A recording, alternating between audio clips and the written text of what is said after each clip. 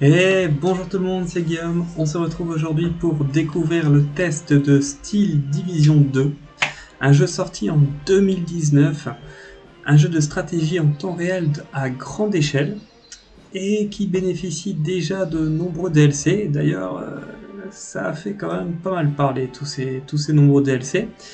Aujourd'hui, on va se concentrer principalement sur le jeu, ses modes de jeu. Le mode de jeu qui me semble aussi principal, c'est le mode armée générale. Ça me semble indispensable. Ensuite, nous parlerons un petit peu de sa durée de vie. Et enfin, nous délivrerons les conclusions. Allez, à vous les studios. Alors, les modes de jeu. Donc, il y en a quand même quelques-uns. À commencer par le mode solo.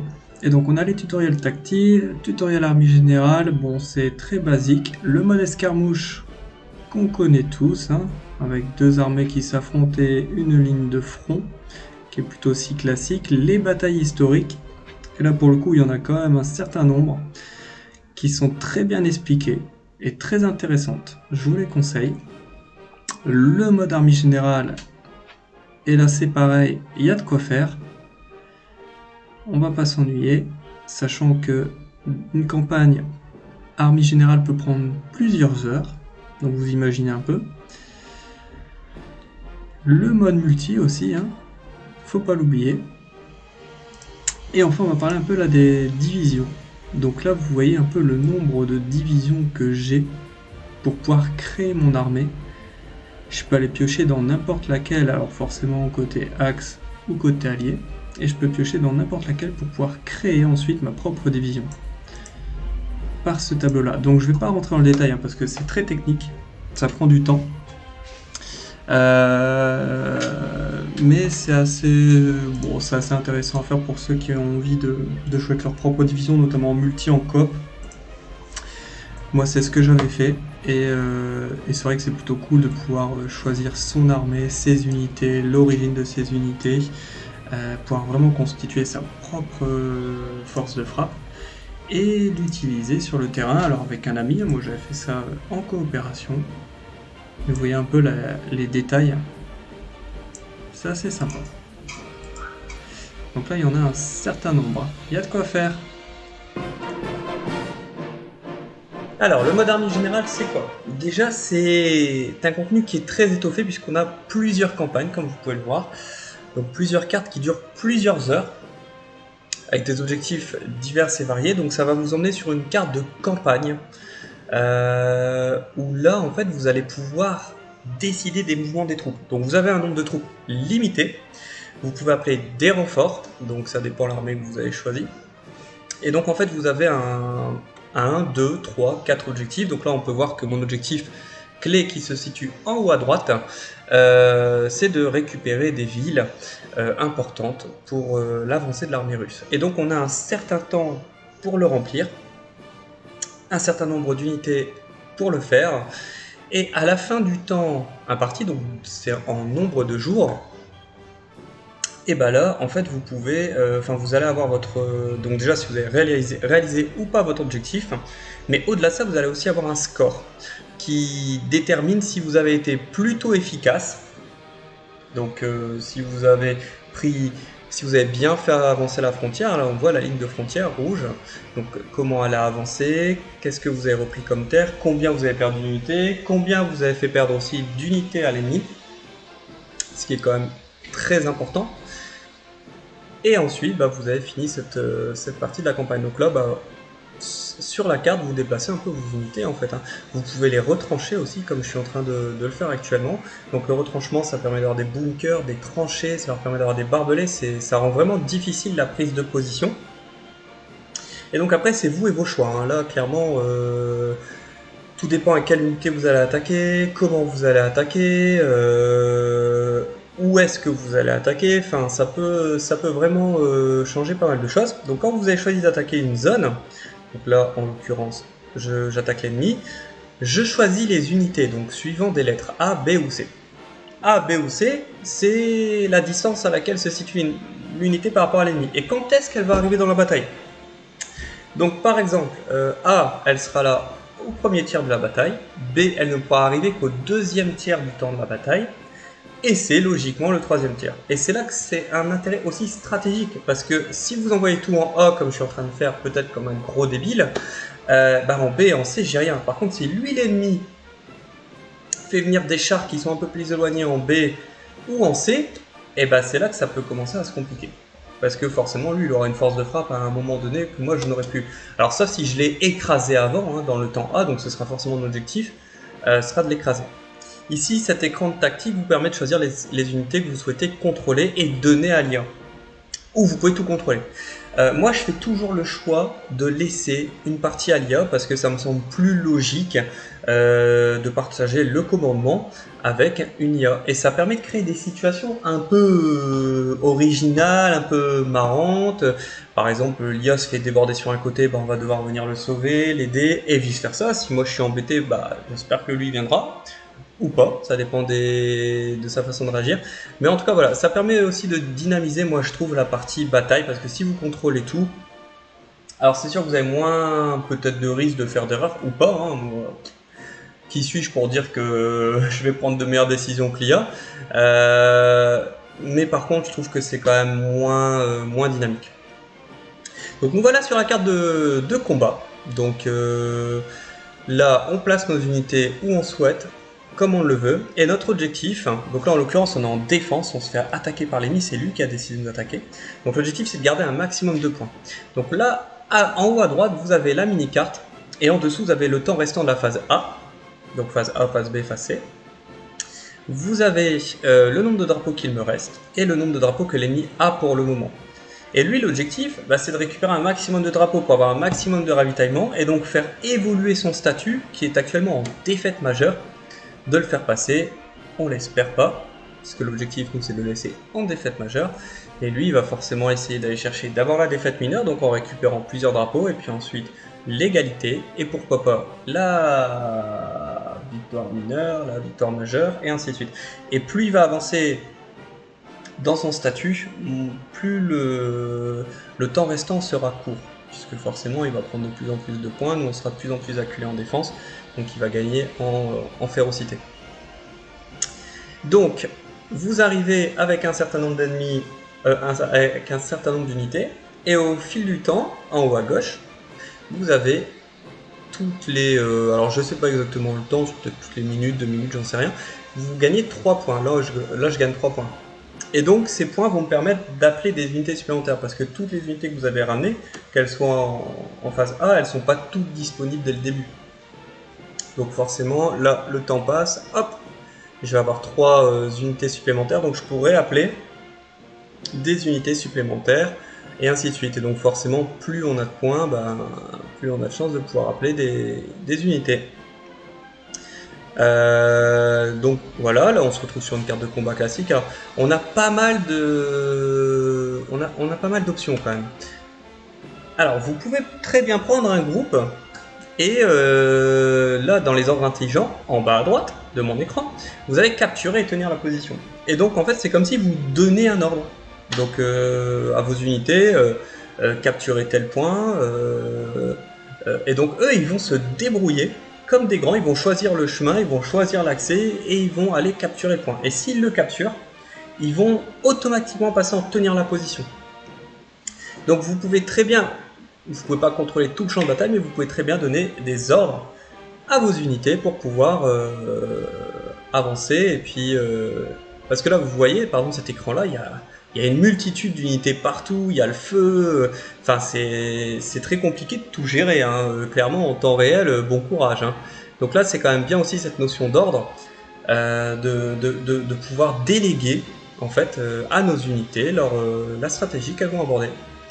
Vous avez track aussi, track c'est si vous perdez une unité ennemie, hop, lui il va la suivre jusqu'à ce qu'il a des zincs, il va pas s'arrêter forcément quand elle va quitter son champ de vision, il va continuer de la suivre. Après tir sur position, tir efficace, ça leur permet d'utiliser leurs armes que seulement quand ils sont sûrs, pour éviter de se faire détecter. Et donc là on voit il y a pas mal de forêts, tout ça, et en fait vos unités elles sont cachées. Hein. Si la forêt est dense, elles seront cachées plus efficacement que si la forêt est moins dense. Il y a pas mal de bâtiments, vous pouvez rentrer dedans. Là, on voit les obus. Moi, je trouve que graphiquement, franchement, c'est un jeu qui est assez, on va dire, pas basique, pas austère, mais qui est primaire peut-être. Mais vraiment, le moteur est très impressionnant. Vous voyez, c'est pas entre guillemets joli, c'est pas très très vert, c'est pas voilà. Par contre, le moteur est très impressionnant parce que le niveau de zoom est vraiment très très fort. Moi, j'aime bien les balles hein, qu'on voit de mitraillettes, etc. Je trouve que c'est très bien fait. Ça nous met vraiment dedans. Et c'est vrai que bon, après, on peut zoomer au ras du sol en fait, hein, très clairement. Ça, c'est quand même une qualité dans un jeu de ce type-là qui réunit, comme on l'a vu précédemment, plusieurs centaines d'unités en même temps, de pouvoir zoomer, les voir en action, de pouvoir voir le niveau de détail des unités, etc. C'est quand même assez sympa, quoi. Puis c'est vrai qu'il y a de plus en plus de jeux qui commencent à rentrer dans ce créneau, mais ils ont été quand même depuis quelques années assez précurseurs sur le sujet. Donc là voilà, on voit hein, plusieurs états, hein. Vous pouvez assommer le conducteur, tuer l'équipage, là on voit qu'il y a des rebonds, la transmission elle est endommagée, si vous tirez derrière le char vous aurez plus de chances de l'impacter, etc., etc. Donc tous ces états là sont repris. Et donc là on voit, hein, j'ai avancé la bataille volontairement dans le temps, mais on voit que l'adversaire nous a quand même bien rattrapé puisqu'on finit en égalité. Vous avez les stats de l'équipe. Donc le nombre de victimes, le nombre de pertes, l'expérience gagnée, etc. Donc après chaque bataille, vous avez un petit état des lieux avant de retourner sur la carte de campagne, où là, on est reparti pour de nouveau déplacer nos unités. Donc on a l'état de la bataille qui vient de se passer, et puis là, on continue d'avancer. Alors vous pouvez aussi appeler l'aviation. L'aviation, elle peut même intervenir directement en bataille. Donc on voit, on appelle les avions, on leur donne des cibles. Lui, il descend en pique, et puis il va essayer de dézinguer un maximum d'ennemis. Donc voilà, franchement, ça recouvre vraiment beaucoup d'aspects. C'est pour moi, en termes de mode de jeu, c'est clairement, je vais pas dire une révolution, et presque quoi. Enfin, j'ai pas fait beaucoup de jeux sur la Seconde Guerre mondiale qui permettaient tout ça. Alors, la durée de vie dans tout ça, c'est parti.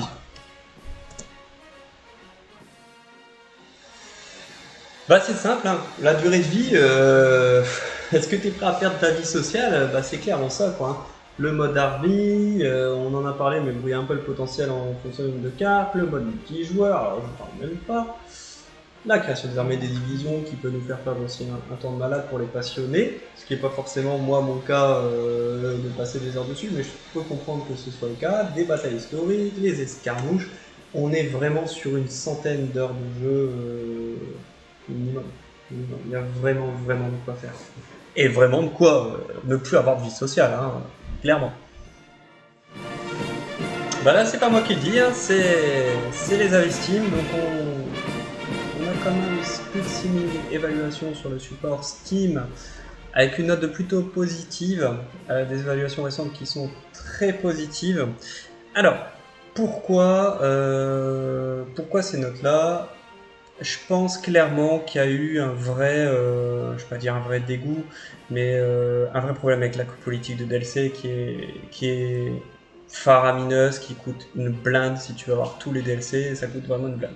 Ça s'atténue avec le temps parce que maintenant le jeu, vous pouvez le trouver pour 9 € en promotion sur Steam, et clairement vous avez une édition générale, ou je ne sais plus exactement le terme, commandant général, qui donne accès à toutes les extensions, tous les DLC qu'on trouve un peu moins de 20 €. À ce prix-là, c'est clairement une affaire. Mais je peux comprendre que quand on a acheté le jeu à la base et qu'il faut rempiler tous les DLC après, on a un petit peu la rage. Donc il y a certainement de ça, hein, c'est pas forcément la raison, la seule raison, mais je pense qu'il y a quand même eu ce rejet un peu du système économique du jeu. Et c'est pour ça que les évaluations récentes, on est plutôt sur du très positif. Alors, c'est parti pour la conclusion. Donc, premier point, pourquoi on n'irait pas sur Steel Division 2 ? Déjà, c'est un style graphique qui peut ne pas convenir Athos, qui est assez, comme je disais, assez austère, assez basique, ce qui est quand même différent d'un moteur graphique qui est très puissant. Bon voilà, il n'y a pas des couleurs dans tous les sens, c'est pas mignon, mais en même temps c'est la guerre, hein, j'ai envie de dire, je suis pas sûr que ça devait être très mignon à l'époque. En tout cas voilà, c'est un style quand même graphique, moi que j'affectionne beaucoup, mais qui peut être à double tranchant je pense. Une prise en main qui est vraiment difficile. C'est un jeu, déjà t'as des vidéos tuto, mais bon, voilà, c'est bien de regarder une vidéo, mais après quand il faut reproduire, c'est pas forcément simple, ça prend plusieurs heures de jeu. C'est pas le jeu, tu le lances et puis allez, t'es parti pour une bataille quoi. C'est quand même assez compliqué, il y a beaucoup de choses à savoir, beaucoup de choses à faire, beaucoup de choses à connaître et en plus, bon moi je suis pas, enfin j'ai appris à découvrir le jeu, mais en plus il y a de la stratégie derrière au niveau des unités que tu sélectionnes, etc. Comment tu vas te battre sur le champ de bataille. Enfin voilà, ça prend du temps à maîtriser, ce qui est en fin de compte je trouve aussi un point positif parce que bah, des fois on se lasse très très vite des jeux parce qu'on les maîtrise très rapidement, mais il faut le savoir. Il est parfois frustrant hein, quand on est en bataille, qu'on pense que tout va bien se passer et puis que ça part en vrille d'un coup parce que notre allié il a fait n'importe quoi sur le côté et qu'il faut aller le sauver, bah forcément on a un sentiment de frustration qui existe mais qui est pareil pour moi, ça peut être un point négatif mais qui est aussi une façon de dynamiser le jeu en fait, ça dépend de quel point de vue on va prendre. Mais c'est vrai que bon, des fois on peut être un peu déçu quand même, un peu frustré de l'issue de la bataille. Et enfin, bah, une durée de vie qui va pas plaire à ta femme hein, ou à ton chien si elle vous en avez promené, mais clairement ça prend beaucoup de temps. C'est un jeu qui prend beaucoup de temps. Et si on devait voir le bon côté des choses, bah, on en a pour notre argent, surtout quand on arrive à choper l'édition ultime pour moins de 20 euros. C'est clairement, voilà, on s'ennuie pas quoi. Il y a de quoi faire. Et maintenant, pourquoi je serais le premier à monter dans le char? Une durée de vie colossale. On en a parlé il y a quelques secondes, mais quand même quoi. C'est important d'avoir du contenu, d'avoir de la masse, un style de jeu qui est aussi complexe. Bah, c'est quand même gratifiant de pouvoir le maîtriser avec le temps et de prendre notre temps aussi. Toutes les batailles sont différentes et ne se ressemblent pas forcément. Donc ça fait partie aussi de la durée de vie, on va dire de la passion, parce que on peut avoir un jeu qui dure 200 heures où on se fait chier au bout de 5 heures, et puis on peut avoir un jeu qui dure 200 heures et on n'est toujours pas en maîtrise au bout des 200 heures.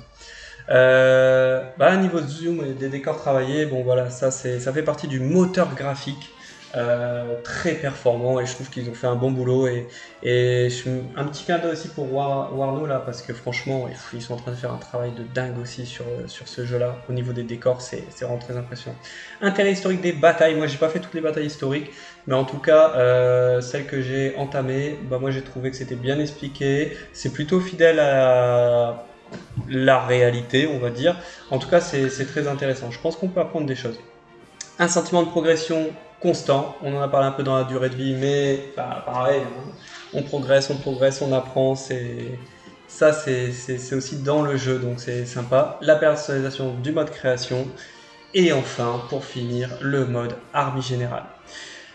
Voilà, c'est la fin de ce test. C'est aussi mon premier test, donc j'espère qu'il vous a plu. En tout cas, moi j'ai pris beaucoup de plaisir à le faire et c'est là le principal.